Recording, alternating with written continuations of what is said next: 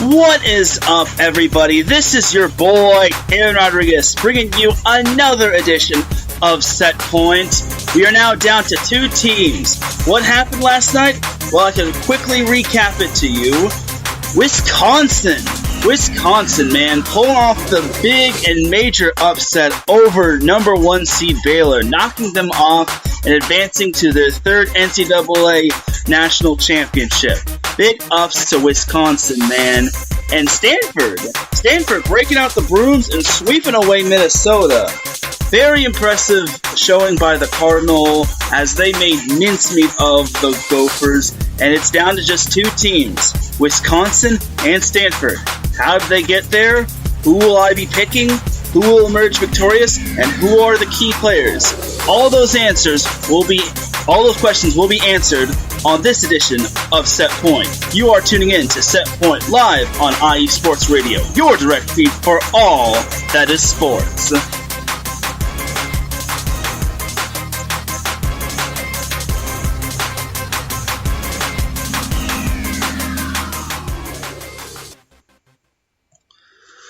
Welcome, everybody. Volleyball fans of all ages, men and women, boys and girls. We are now back for another episode of Set Point. Like I said, this is your host, Teran Rodriguez, providing you another episode because it's almost Christmas, and yesterday was the NCAA Women's Volleyball Semifinals. And as I said in my preview, Wisconsin beat Baylor and Stanford beat Minnesota. What happened between those two semifinals? Let's recap. So I actually watched both of these semifinal matchups on ESPN because, as I said, it was on ESPN, which is really cool. And honestly, it's great to see that other sports other than like the mainstream sports such as volleyball, such as basketball and football and baseball are getting recognition on ESPN. I'm glad to see the sport of volleyball growing, as well as some other sports. So it's good to see like non-mainstream sports being on ESPN, and that just goes to show you that the sport of volleyball is growing and evolving. So that's great to hear in regards to that. So now let's recap the first semifinal between Baylor and Wisconsin. So the first set was kind of back and forth. It looked like Wisconsin had the lead, then Baylor had the lead. It was just a back and forth first set. And then, Baylor was up 22-20, and then Wisconsin managed to take a 23-22 lead. And then eventually Wisconsin had set point, but that didn't deter Baylor as they kept swinging for the fences. No pun intended. And eventually they were able to win the first set 27-25. And that was actually Wisconsin's first set they've dropped all postseason.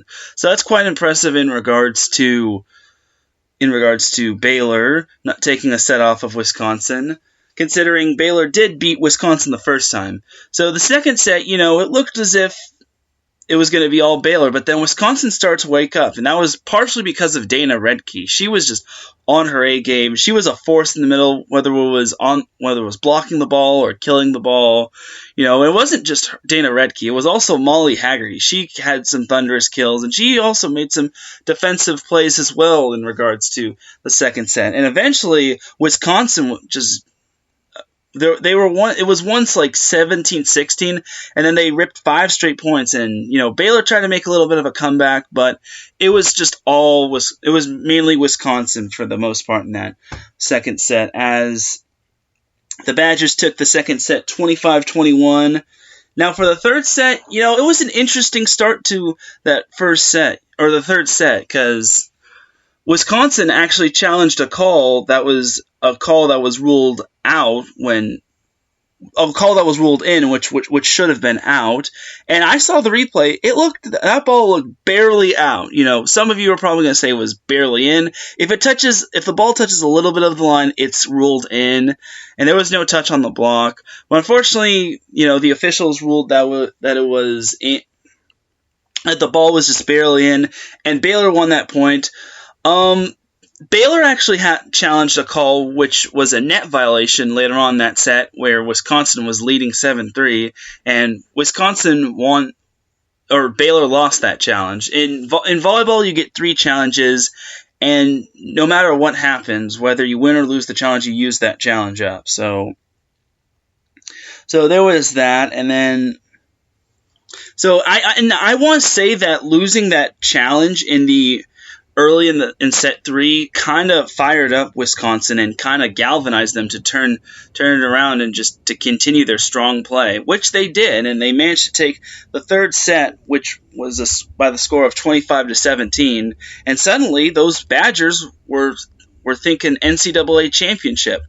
But then Baylor in the fourth set comes back hard swinging, and that was partially because of Yosiana Presley, who was just straight up dominant, man. She was recently named the ABCA Player of the Year, and she definitely deserves it. The scary thing is that she's only a junior, so honestly, Presley definitely brought her A game. She finished with a double-double, and she was even firing out kills from the back row, and Wisconsin barely had an answer. And it looked as if that there was going to be a fifth set, as I believe Baylor was up I think it was 16-12, and then suddenly Wisconsin appears out of nowhere and takes the lead at 17-16, and eventually both of those teams went back and forth, but Wisconsin was just roofing the ball. They were starting to get to Presley quite a bit, especially with players like Redkey and and Danielle Hart, and eventually the Badgers had match point,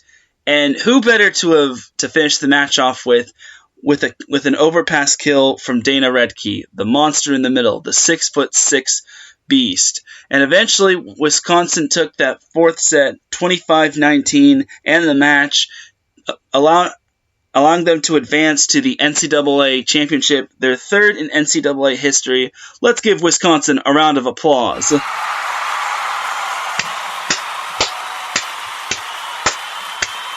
Big ups to Wisconsin, man. They knocked off the number 1 seed.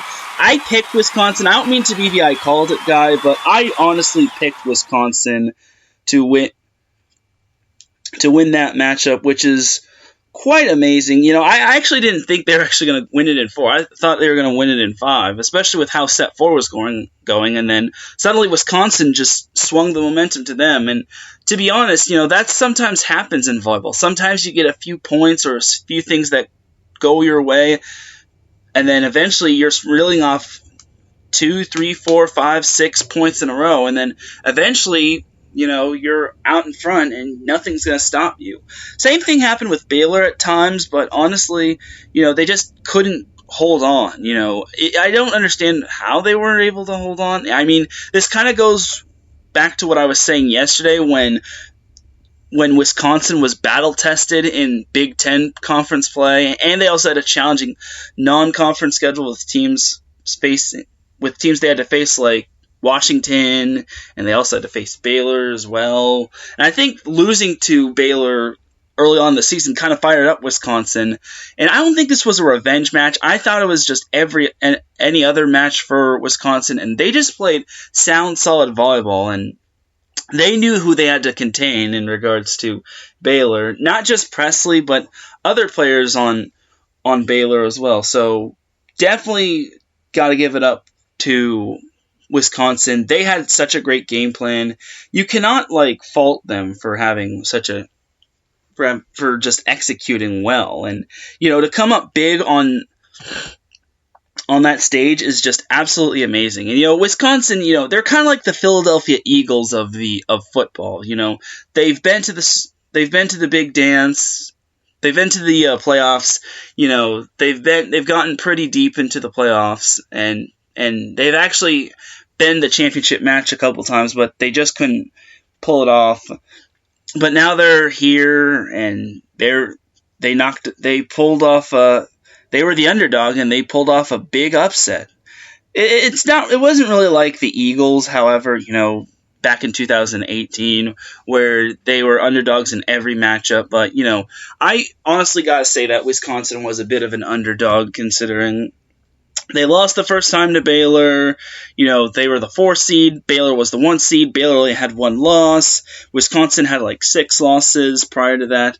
And, this kind of also is a testament to Wisconsin's resiliency in regards to their season, because, they started off 4-4, but ever since then, they went 23-2, with those 2 losses coming from Ohio State, which was from Big Ten Conference play, and Penn State from Big Ten Conference play, where they got reverse swept, which, Penn State kind of needed that matchup.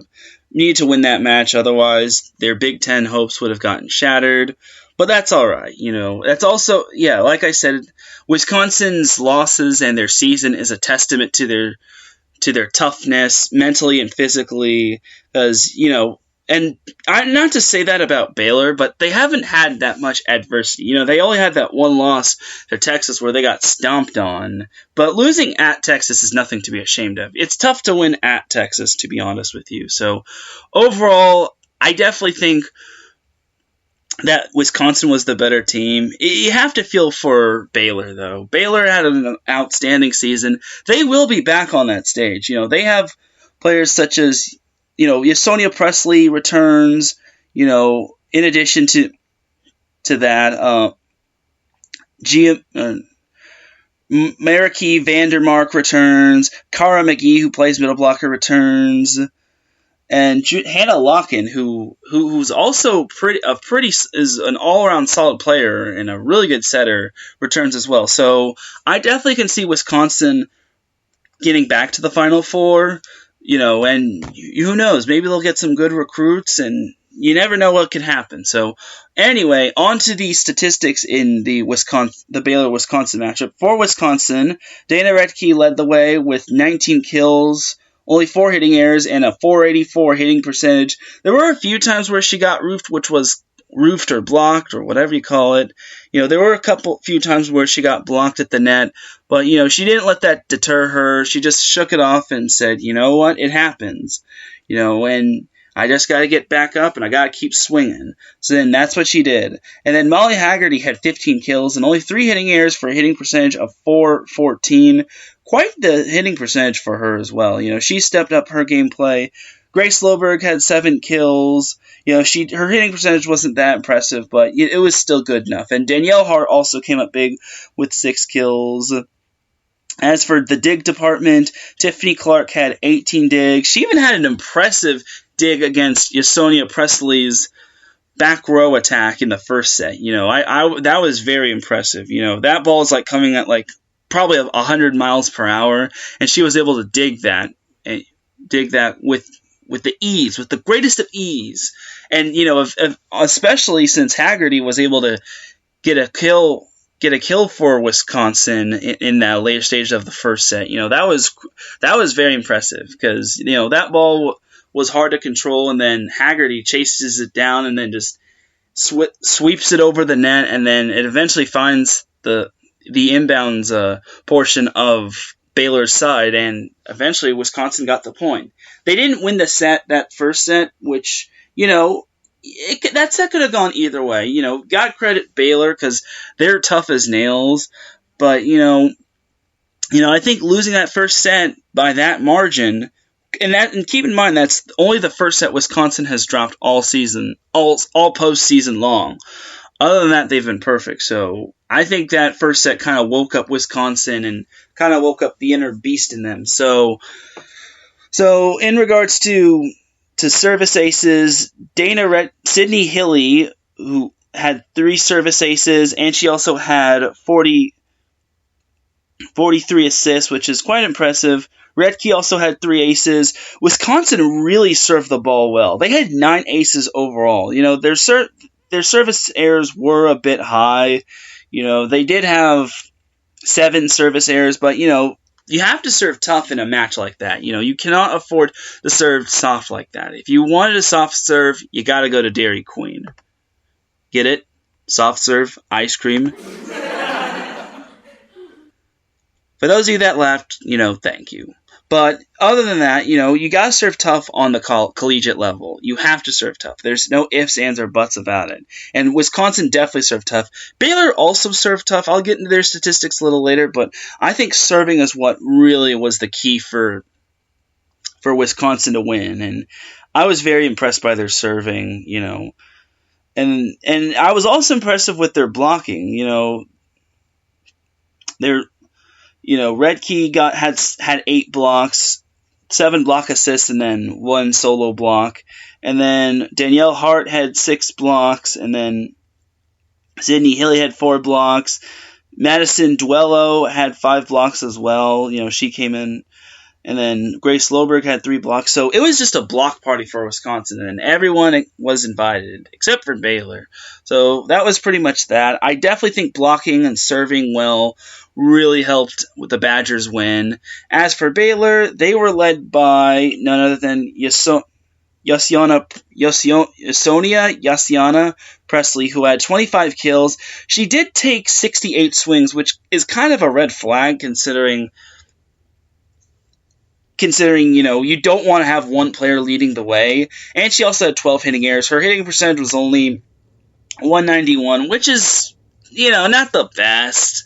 She's obviously had better games than that, but, overall, it was decent. It wasn't the greatest, but, it was pretty decent,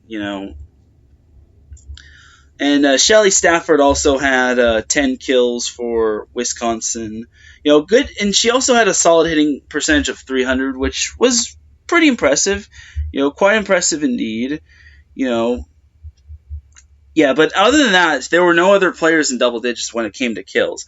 Mariki Vandermark had 8 kills, and Gia Milana had 7 kills. No one other than Stafford had a really good hitting percentage. Stafford hit 300 in that match. She had 4 hitting errors, but, she hit 300, 10 kills on 20 swings with 4 errors. That's not too bad. Everyone else hit below 200, except for Nicole Thomas, but she only had 1 kill, which, that was probably because of a rotation thing or something like that.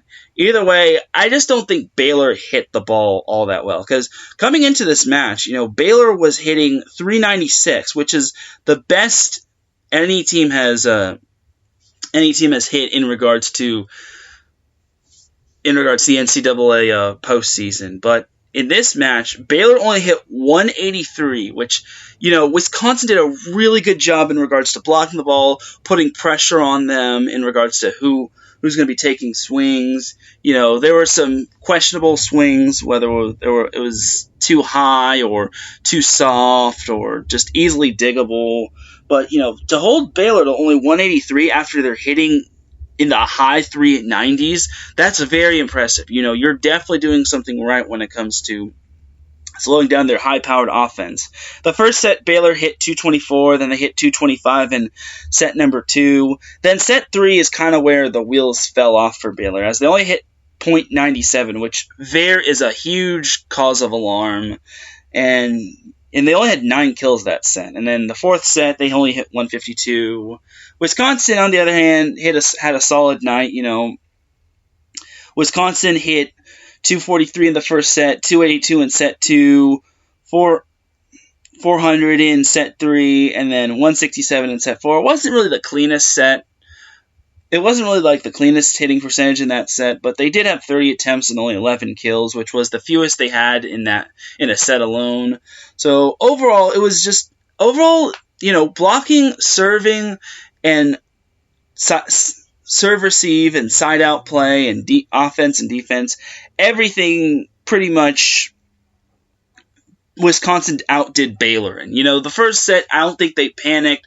I think they just said their coach said that they weren't playing Badger volleyball, which I definitely agree, because the first set they kind of looked a little iffy, but that's all right. I definitely think that Wisconsin kept their composure, and they've been battle tested, like I've said quite a bit.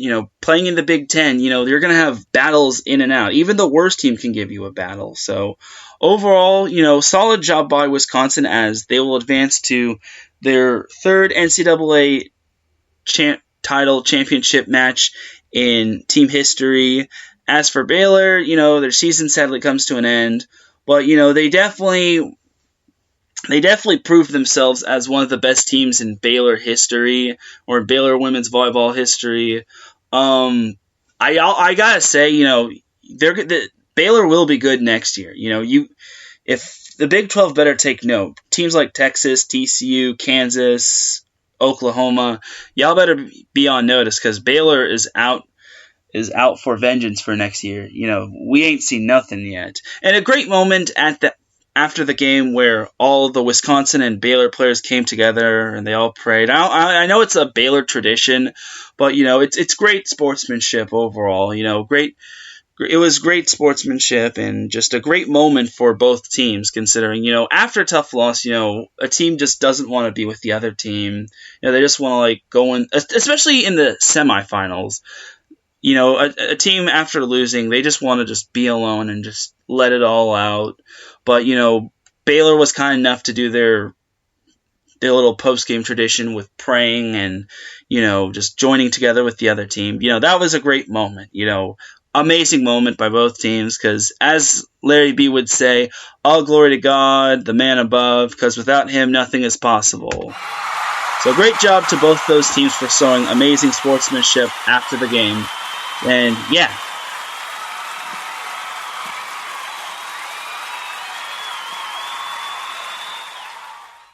But with that said, Wisconsin is moving on to the NCAA Women's Volleyball Championship match, where they will play the winner of Stanford and Minnesota. And the winner of that match just so happened to be Stanford, where they pretty much dominated for the majority of that match.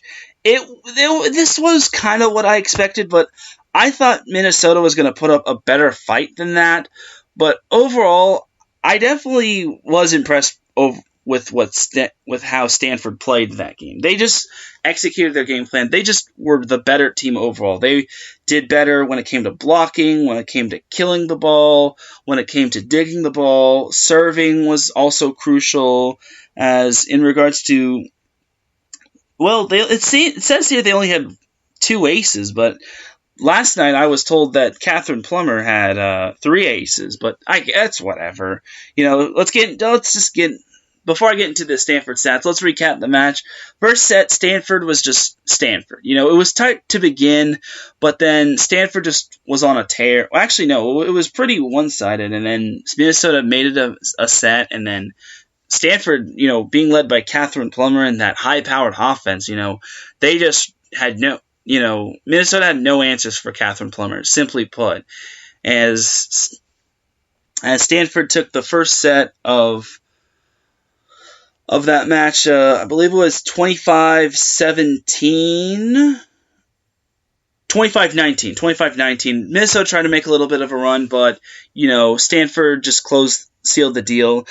The big stat in that match in that first set was the blocks. Stanford had 8 blocks in that first set, which, that's definitely going to help you out in the long run, because you're slowing down the opposing team's offense and you're just making them adjust to what your block is going to be, whether it's going to be high or low, or whether they're going to just straight up adapt to a tip kill or a roll shot. Either way, Minnesota just had a tough time against Stanford's block, and that was kind of the key thing. Whose block will be better, Stanford's or Minnesota's? The second set, it looked like Minnesota was actually going to take that set. I actually thought Minnesota was going to take the set, because they were leading for the most part. I believe they were up by as many as 6 or 7, and it looked like Stanford needed a timeout, but then suddenly something clicked for Stanford, and that something was the tough gameplay of Jenna Gray, who was very masterfully offensively. She was even getting some kills. Her dump kills really caught Minnesota off guard. And then once again, Catherine Plummer and Audrina Fitzmaurice, the 6'6" giant who shifted from middle blocker to opposite, she's been doing well. And then Megan McClure also had a pretty solid night in the kill department. And eventually, Stanford took that second set 25-22, as the Cardinal was now 1 set away from winning or from advancing to the final. And then in the third set, it started off strong with Stanford leading.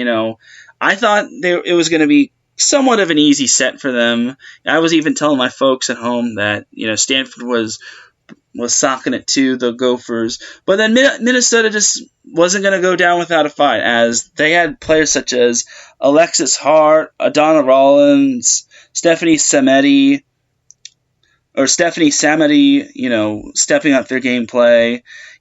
Alexis Hart had the hot hand in that match, and she was doing all she can to pull Minnesota back into the match. Stanford eventually had match point, but then suddenly, I believe Minnesota scored 3 straight points and then turned into 4 after a timeout from Stanford. And then Stanford just put the match away with a kill from Catherine Plummer.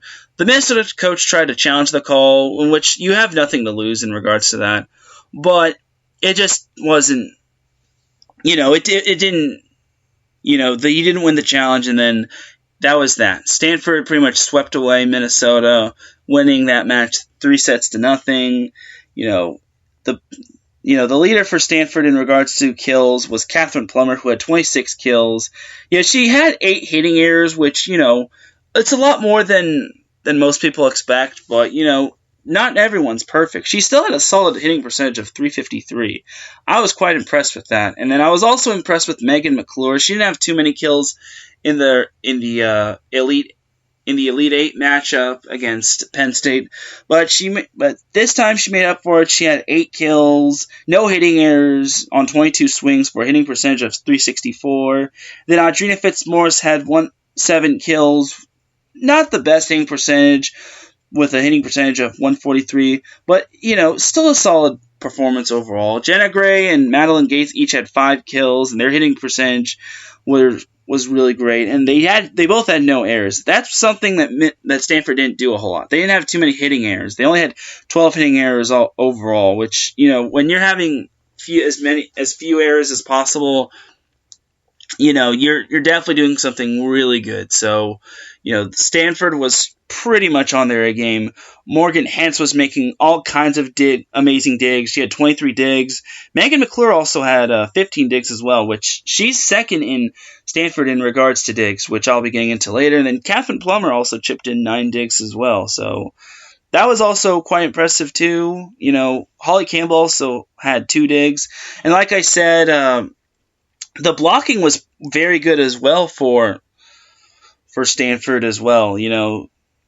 Holly Campbell had 5 got her hand in 5 blocks. Madeline Gates got her hand in 3 blocks. Jenna Gray got her hand in 5 blocks, as well as Catherine Plummer. Overall, it was just a great game plan for Stanford. They just had there was no way they were going to slow down. I knew Stanford was going to win, but I didn't think they were going to sweep because Minnesota beat them the first time around. But I definitely think that Stanford is much better than they were in September. I definitely think they've come a long way. Also when it came to conference play, Catherine Plummer got hurt. The injury was undisclosed, unfortunately. And, Stanford had to play without Catherine Plummer, but I think playing without Catherine Plummer definitely helped out for Stanford, and it made them tough physically and mentally. And, they went 9-1, which, their only loss was to UCLA, which is, like I said in past episodes, they've been one of the more improved teams, which is definitely impressive. So, overall, I just think Stanford was tough physically and mentally, and they just executed their game plan, and they were just the better overall team. You just can't fault Stanford in any way possible. They were just bringing the pressure to Minnesota. They did not give Minnesota a break, which, the first time around Stanford and Minnesota played each other, the first 3 sets were decided by 2 points, and, Minnesota won those 2 close sets. But then Stanford this time around, they definitely proved themselves strong in this match. They weren't as close as many would see. The only close set that Minnesota had was the second set, and I just think that the wheels kind of came off at the wrong time for the Gophers. So that's pretty much what I got. Stephanie Sameti had 13 kills. She had only 3 hitting errors as well, which is solid. She had a hitting percentage of .286, which is good. Alexis Hart, who, like I said, had the hot hand, had 12 kills with 4 hitting errors and a hitting percentage of .229, which is also good night. Other than that, no one else really had more than 4 kills. No other player other than Hart and Samedi had, no more than 4 kills, which is very disappointing. Minnesota cannot have one player just carrying the load. I know Samedi and Hart are both really talented players, but you have other options. You have Adana Rollins, who only had 4 kills. She had 4 hitting errors on 20 swings. Reagan Pittman only had 4 kills with only 1 error. Taylor Morgan had 3 kills with 4 hitting errors for a negative 77 hitting percentage. So overall, I just don't think that Stanford was prepared this time around. And I think losing the first time around to Minnesota really aided Stanford. So Stanford definitely deserved to win. They were just the better team overall, and I was pretty much stunned. I've seen Stanford play some pretty darn good volleyball, but that one I think took the cake, and I definitely think that it ate it too. So Stanford will advance to the NCAA Championship, where they will face number 4 seed Wisconsin. Let's give a round of applause for Baylor and Minnesota, who both had amazing seasons.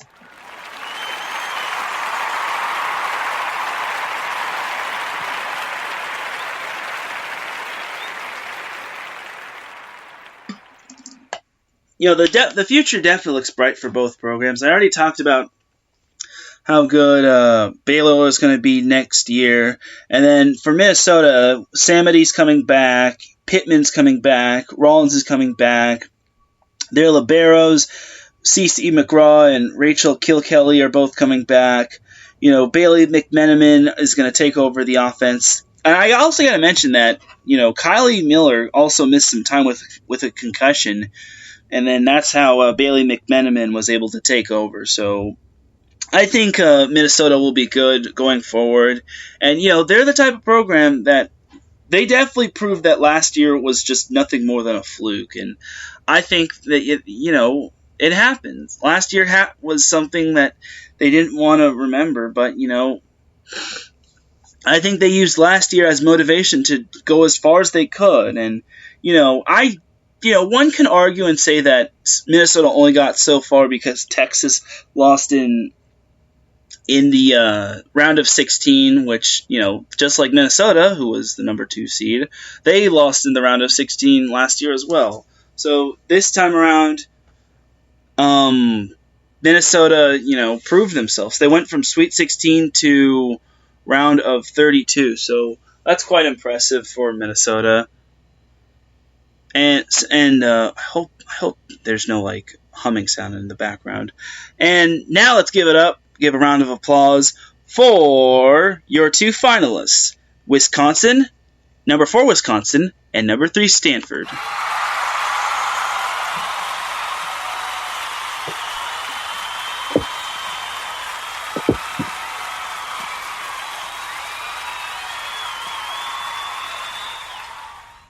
So yeah, big ups to Stanford. Stanford's the reigning champion, and then Wisconsin, they definitely want to earn their first championship, which, it's understandable. When you're hungry for that first NCAA championship, you definitely want to win as much as possible. But now, let us get into the NCAA Women's Volleyball Championship. We start off with 64 teams, and now we are down to just 2 teams. Wisconsin versus Stanford. Let's go over the matchup, starting with number 3 Stanford, the reigning NCAA champions.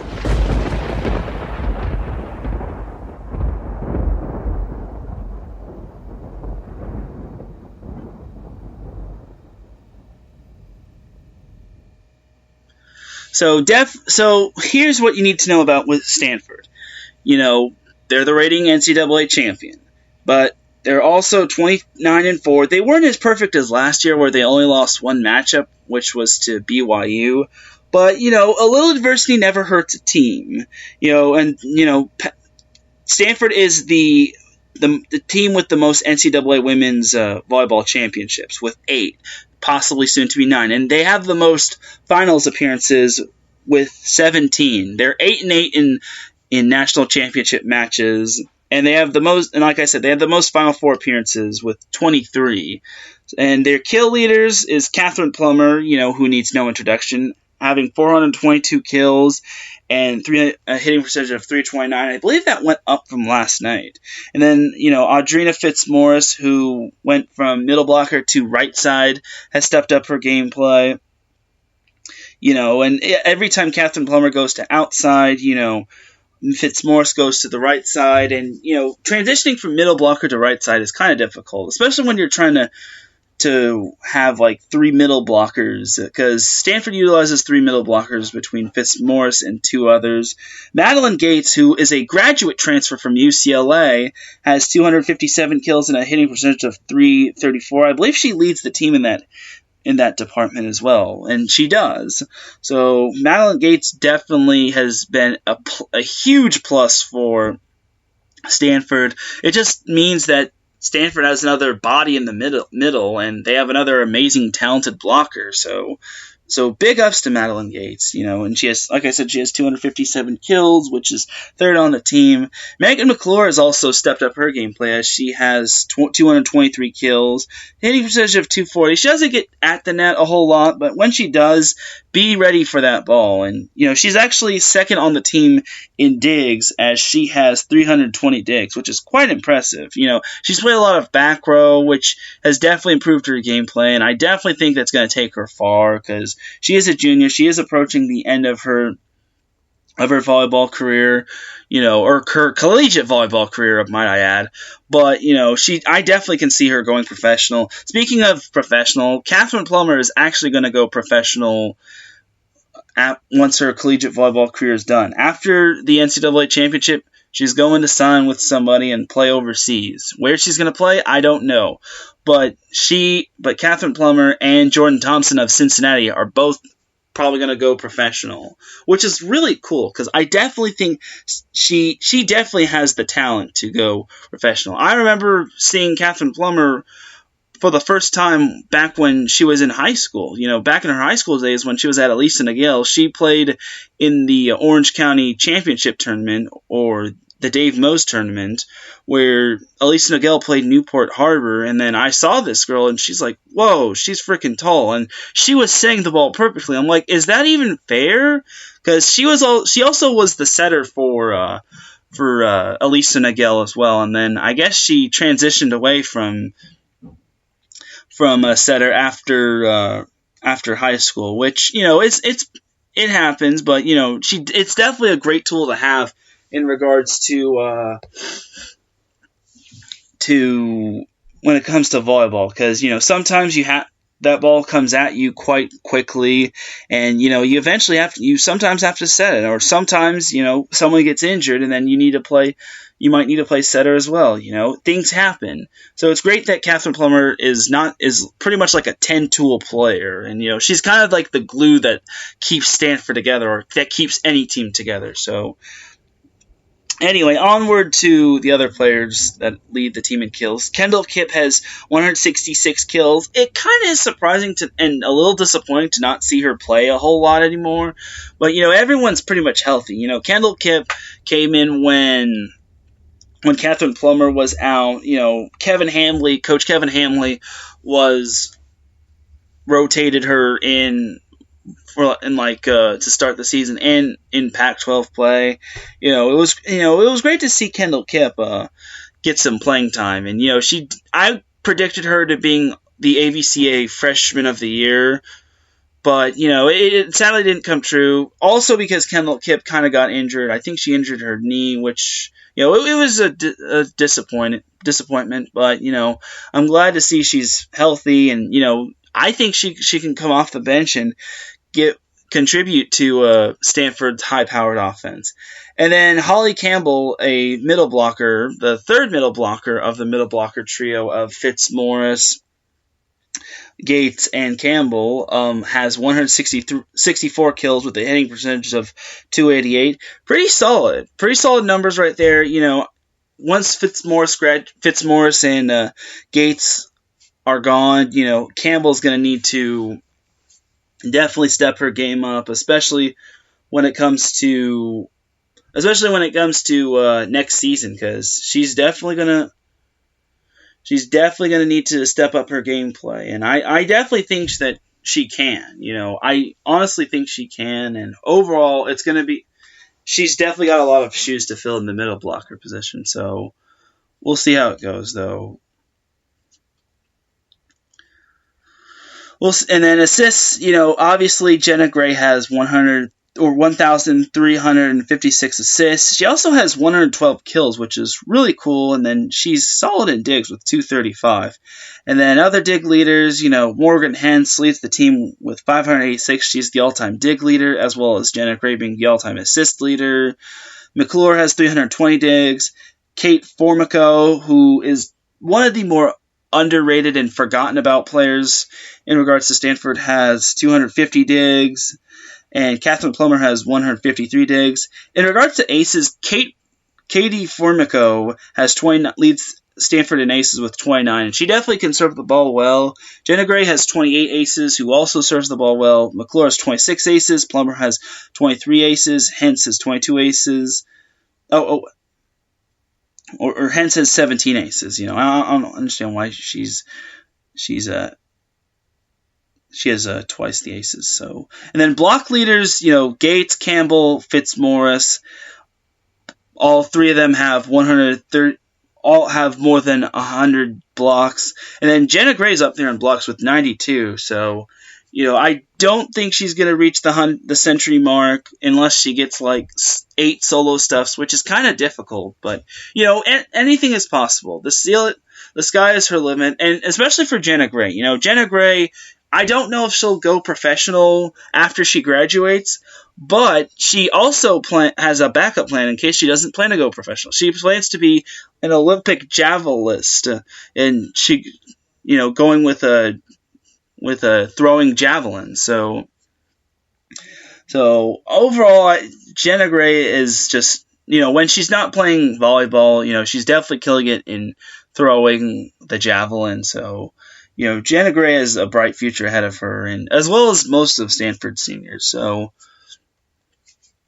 definitely, I'll be interested to see what Stanford has and what the future has in store for Stanford. So we'll see how it goes. We'll see how it goes for them. So, that's pretty much it for Stanford. They're making. Many people thought that Stanford was on the decline, considering Stanford lost 4 games. Everyone was like, "Oh my God, Stanford lost 4 games," or "They lost to BYU," or "They lost to Minnesota." Nah, Stanford does not go down that easily. You can't get rid of them, man. And also, Holly Campbell is a sophomore middle blocker, if I didn't mention that. So she's got 2 more years left with Stanford, and she's going to make the most of them in the middle blocker position. But back to what I was saying, everyone thought that Stanford was on the decline after losing a few games. And then, without Catherine Plummer, many thought that they weren't going to be anything without her. But then Catherine Plummer returned, and guess what? All the critics, they shut up.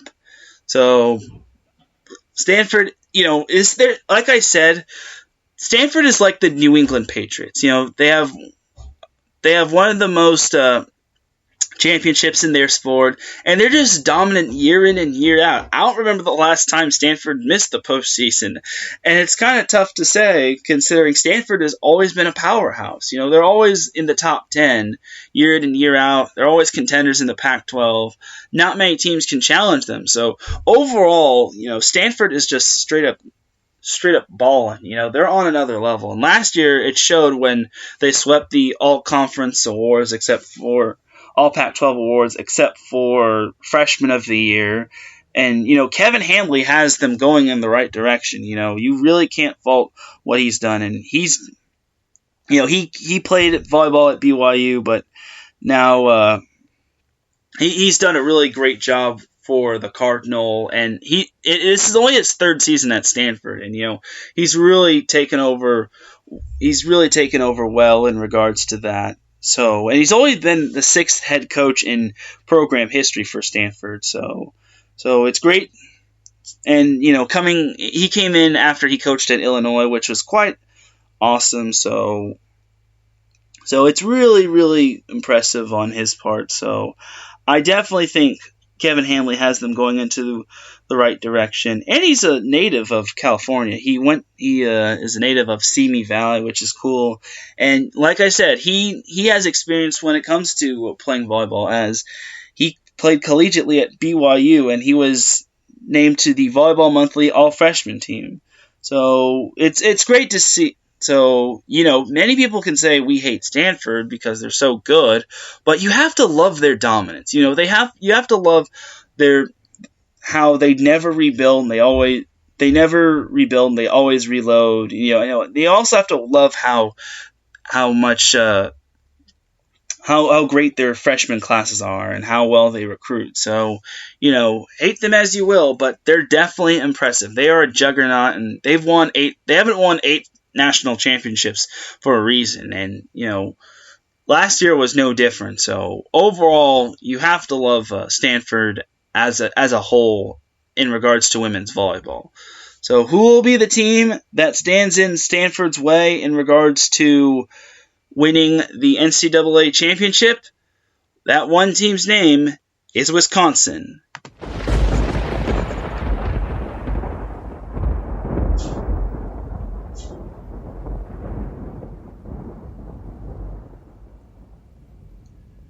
So here's what you need to know about Wisconsin.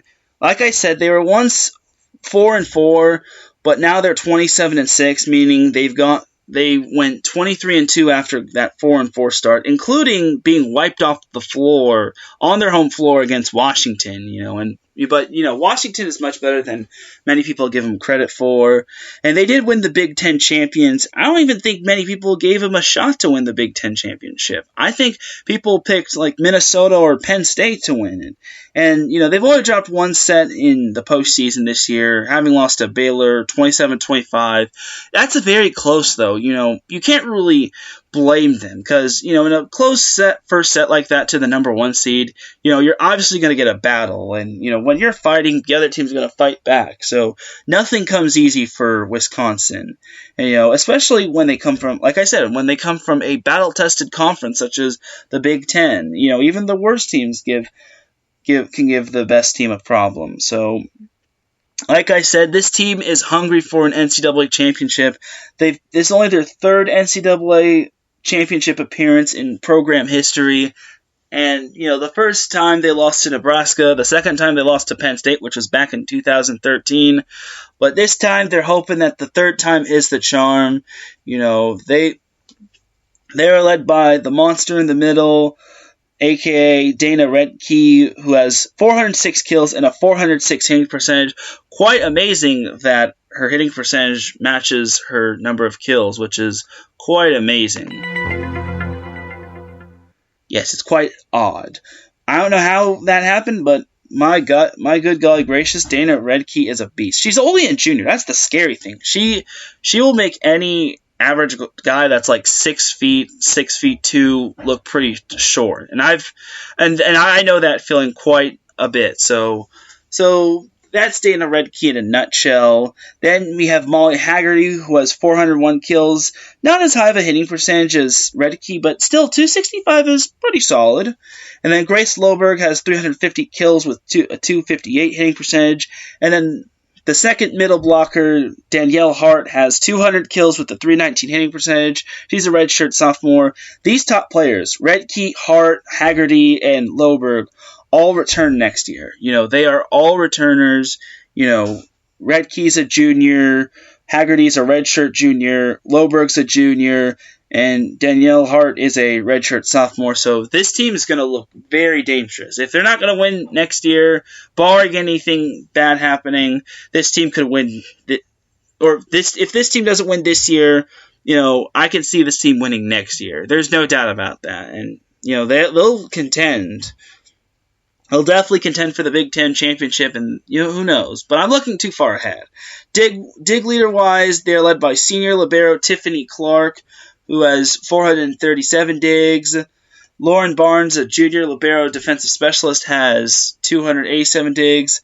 Freshman setter Izzy Ashburn has 245 digs.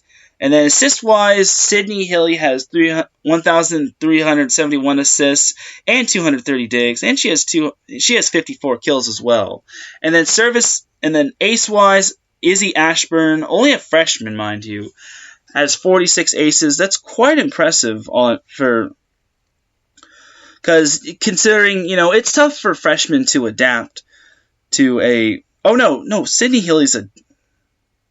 No, Ashburn is a... Yeah, she's a freshman. It's quite impressive. 5'11" freshman setter. She's definitely impressive for her part. Sydney Hilly is a junior setter, so that's promising for Wisconsin. Redkey is also a leader in aces for Wisconsin as she has 38. She definitely serves really fast, which really catches the opposing team off guard. You really have to have good serve receive defense, and honestly, you just can't say anything more good about Redkey. She's kind of the perfect package, except for digging the ball. But it's tough for her because she's playing middle blocker. She's up front more times than not, and she's also blocking the ball and getting kills. So honestly, I definitely, Redkey just has a great game overall, and they're both junior national players. I believe they're both junior national players. They both played with one another, so that's really cool.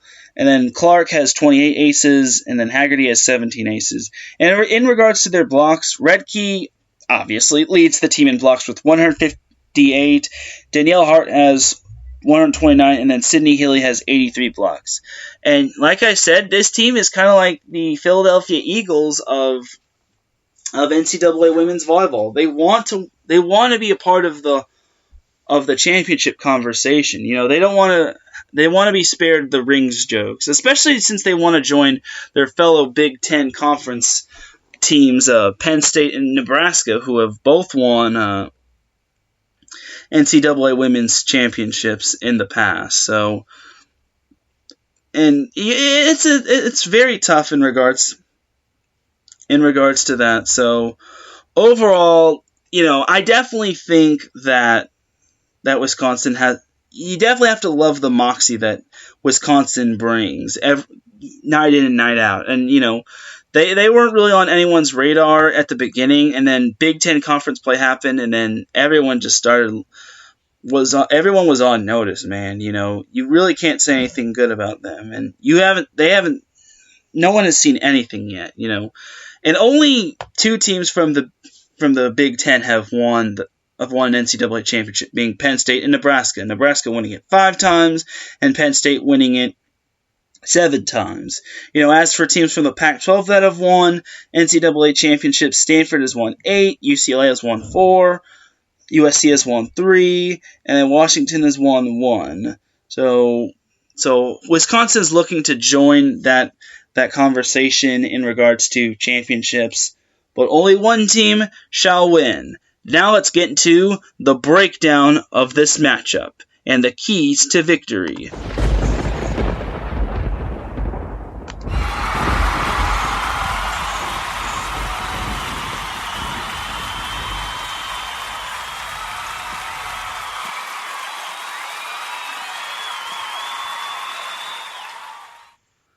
So this is going to come down to serving, and it's obviously going to come down to serving and passing, but which team makes the fewer mistakes? That sounds cliche, but honestly, I definitely think both teams have done a lot to get this far. And Wisconsin, like I said, they want to be a part of the championship club. They want to win their first championship, and something that really warmed everyone's heart was that some young fan of Wisconsin women's volleyball wrote a note to Wisconsin's coach, I believe the Wisconsin coach, which was really nice, and Kelly Sheffield, and saying that he wants Wisconsin women's volleyball to win an NCAA championship, which, that's really nice and all. Really, really nice and really cute. And, it definitely gives the team something more to play for, because honestly, you never really see Wisconsin winning a whole lot in regards to certain sports, especially volleyball. They've only been to the finals. This is only their 3rd time, and they're facing a juggernaut / powerhouse in Stanford. So, they're definitely going to need to serve the ball really tough. I really thought they served really tough and hard and well against Baylor, and that's kind of one of the keys that they won. And if they get a few of those serving runs going, they're tough to stop. The same can be said about Stanford. Well, they only had 2 aces according to the NCAA women's volleyball website. They serve tough, and that definitely gets teams out of position and out of order, and it's tough to stop a great player like Catherine Plummer. The block is another thing that both teams are going to need to have. Both teams' blocking is going to have to be on point. I don't know what, Catherine Plummer was stuffed a couple times in regards to last night's matchup against Minnesota, but that very rarely happens. It's tough because she's got long arms and she's 6'6". You have to make adjustments for her, and you have to bring your best blockers, such as Redke. If Redke can get a few blocks here and there, you definitely are in a good position to win. But it's tough. I definitely think that Wisconsin will have their hands full with all of Stanford's players, not just Catherine Plummer in general. Madeline Gates, Audrina Fitzmaurice, Megan McClure, Holly Campbell, all those players. At the same time, I think Stanford can dominate in the block department, but blocking Redke by herself is no easy task, and it's going to take a lot in regards to taking down, in regards to stopping Wisconsin's offense. And Danielle Hart is also up there as well as Molly Haggerty and Grace Loberg. Wisconsin is just strong. They didn't come this far just to lose in the final. And then dig-wise, both teams' digging is going to have to be really good. I honestly believe Stanford has the best libero in the nation, being Morgan Hens. Tiffany Clark is also up there, but I don't think she's as good as Hens. I think she's just a little bit behind her. There are a plethora of liberos, and I think Clark is one of the few greatest. I don't think she's better than like Kendall White of Penn State, but I just think she's not quite there yet on Morgan Hens's level. But I will be eating a lot of crap if Wisconsin just proves me wrong and she manages to get like 50 digs on Saturday. So that's the thing right there. So in regards to this match, there can only be one winner. Let's see if I can actually beat Tony Romo for this match. In other words, predicting this game correctly. I probably will butcher this prediction, but it's tough to pick between these two teams. Wisconsin being the underdog versus Stanford looking to repeat as champions. Honestly, I gotta go with Stanford. Stanford's senior class is just much better. That team has only lost one postseason game. The senior class consisted of Plummer, Hens, and then Jenna Gray as well. So and then 3 others as well. And then Fitzmaurice too. So overall, yeah, I definitely gotta go with Stanford and their talented senior class, who has only dropped one match in the postseason. That's right, I said it. Those players, those seniors on Stanford have, minus Madeline Gates, have dropped one set in the postseason, or one match in the postseason overall in their collegiate career.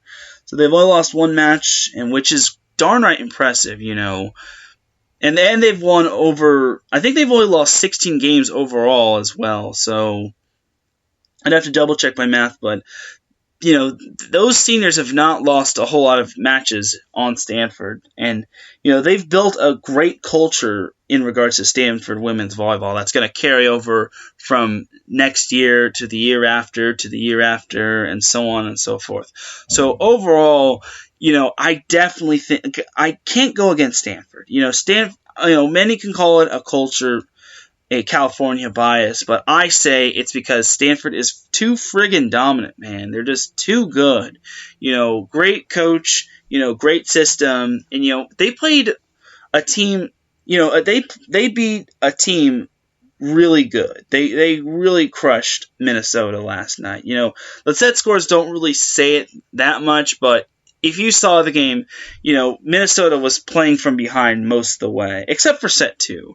But I'm going to go with Stanford winning in 4 sets. I think Stanford takes the first set, Wisconsin takes the second set, and then Stanford just takes the third set and the fourth set. I think Stanford takes the fourth set quite close. I think it would be I wouldn't be surprised if it went past 25. But I'm going with Stanford to win it in 4 sets. So, not to be blunt, but Stanford is they're just too good. They just have a great overall game plan, night in and night out. And even when nothing is going their way, they always make nothing and turn it into something, which is darn right impressive. And you just can't jock the gameplay of Stanford because, they're just a great perennial powerhouse. And, Wisconsin is going to give Stanford a battle. If Stanford somehow sweeps them like they did with Minnesota, heaven forbid, then this is probably the best women's volleyball team in all of history. Well, I shouldn't really say that. There are other teams that probably could beat this year's Stanford's team, but it's debatable. There's some certain teams that went undefeated. I believe there was USC or Long Beach State that went undefeated. So, but overall, I'm going with Stanford to win in 4 sets. But I expect a really great matchup, and I think we're going to get that on Saturday, and I'll definitely be tuning in. So, that's quite amazing, and it's definitely a great matchup. Big Ten versus Pac-12, 2 Power 5 conferences going at it. I'm definitely looking forward to it as much as anybody. So that's where I'm pretty much going to be on Saturday night. So, hopefully to you volleyball fans, or if you have nothing going on Saturday, hopefully you all can tune into the NCAA Women's Volleyball Championship, which is going to be on Saturday. I believe it'll start at 6 p.m. Pacific time, 5 p.m. Pacific time. And it's going to be on ESPN too. So it's going to be on 8 p.m. Eastern time. So you Wisconsiniers will be watching it a little later, before pretty much at supper time. But you can't really do much about it. But who knows? And it's going to be played at Pittsburgh. So if you're in the Pittsburgh area, or if you're a Yinzer, feel free to drop by and, if you haven't bought your tickets in advance, go watch some great volleyball. But other than that, that's going to do it. The women's season is coming to a close, and many people are probably going to be wondering what's going to happen with Set Point. I'm not done with Set Point, not quite yet. I still have plenty of content left, and especially when it comes to men's season and boys volleyball season coming up. So it's definitely going to be something worth noting, because I ain't going nowhere. Y'all people that don't like me, you can't get rid of me that easily. I am volleyball.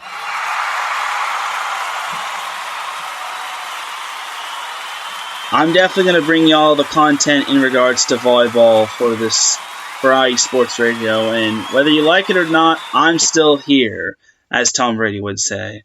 So, on that note, I'd like to thank you all for tuning in to this edition of Set Point. I don't know when I'm going to have a recap of the women's volleyball championship. It may be next week, it could be the week after. Who knows? But I can tell you that men's season is vastly approaching. So overall, it's definitely going to be sometime before New Year's. So, and you can follow me on Twitter at Teran Rodriguez 1. My Twitter handle for the first time ever is going to be in the description of this episode. But that's going to do it. as my boy, well, first of all, I'd like to thank everyone for tuning in and listening, whether you're on the East Coast or West Coast. I really do appreciate you tuning in, because without you, this show isn't possible. And if this show isn't possible, I don't know what I'm doing. But again, I'd like to thank you all for tuning in to Set Point. And as Larry B would say, all glory to God, to the man above, because without him, nothing is possible. And on that note, cue the music, because we're out of here. Alright, y'all. I hope you all have a great weekend and a great Christmas as well, because I'm probably not going to be bringing y'all an episode until after Christmas, maybe before New Year's, who knows, but let me know in the comments section, or let me know on Twitter, who is going to win the NCAA Women's Volleyball Championship. Will it be Stanford for the 9th time in team history and for the 2nd straight year, or will it be Wisconsin winning their first NCAA Women's Volleyball Championship and pretty much pulling off what the Philadelphia Eagles did to the New England Patriots? Either way, the questions will be answered on Saturday, where the Badgers of Wisconsin face the Cardinal of Stanford in Pittsburgh in the NCAA Women's Volleyball Championship at 5 p.m. Pacific Time, 8 p.m. Eastern Time on ESPN2. Once again, have a great Christmas. Merry Christmas to everyone, or to those who celebrate your respective holidays. And if I don't see you, have a great New Year, and take care, and continue to support volleyball, and continue to support IE Sports Radio. Check out the forums as well.